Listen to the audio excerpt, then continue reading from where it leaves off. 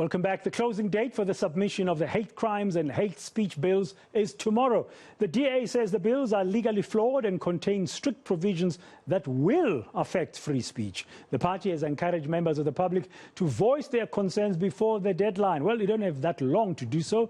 For more of their views, I'm joined now by the DA's Justice spokesperson, Werner Horn. Mr. Horn, good afternoon. Welcome to the lead. Very briefly, while the connection is steady, because I understand you are in a stormy Bloemfontein this afternoon, what are your key concerns about these bills? Yes, thank you, Dan, and good afternoon. Yeah, look, what the hate speech component specifically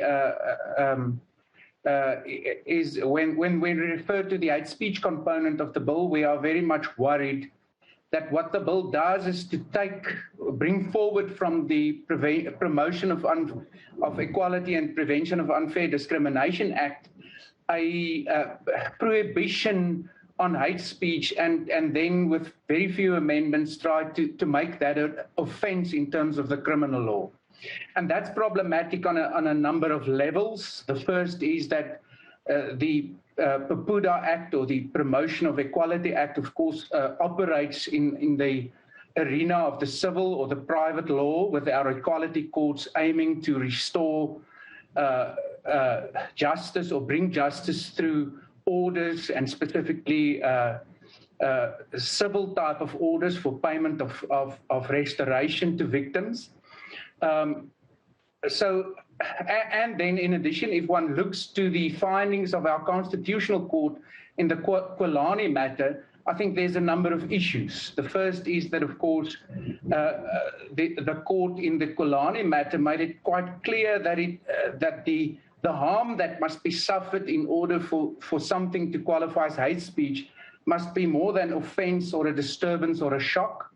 And in our view, the way in which harm is defined in the current bill, talking about emotional, psychological, and social harm, we're of the view that without building into the definition some degree of harm that must be suffered, specifically when one talks about emotional, psychological, and social harm, that one is actually back at the hurtful component of the old phrasing, which the Constitutional Court in Moyane found to be too vague, and which brings us very near to the point, once again, where we will criminalize the causing of offense. Okay, I'm sure you, as a DA and your colleagues, have applied your mind to say, what would be the best kind of wording? What would you like to see instead expressed in the bill for you to find it acceptable? Well, yes, I think from our side, it's very important to remember that what this stems from our Bill of Rights. And then, of course, there's always to be a balancing of rights. And you referred right at the beginning to the fact that we're fearful that this bill, if enacted in the current format, will have a chilling effect on free speech. So we strongly of the view that the definition of harm should be looked at in order to prevent situations where causing of offense. Yeah, but you as a DA are not against a bill that deals with hate speech as a crime. No, but we say that it will have to be very clearly and very strictly confined to circumstances where there is clearly speech that has impact. That's the word used by the Constitutional Court.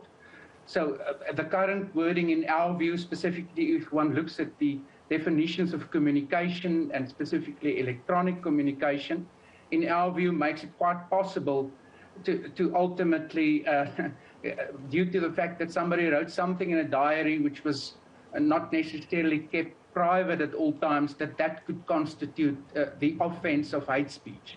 And that, in our view, would be very dangerous. Okay, one other problematic aspect is that the Constitutional Court made it quite clear that that private speech must not be brought under the realm of hate speech, whilst the current definition talks about communication to one or more persons.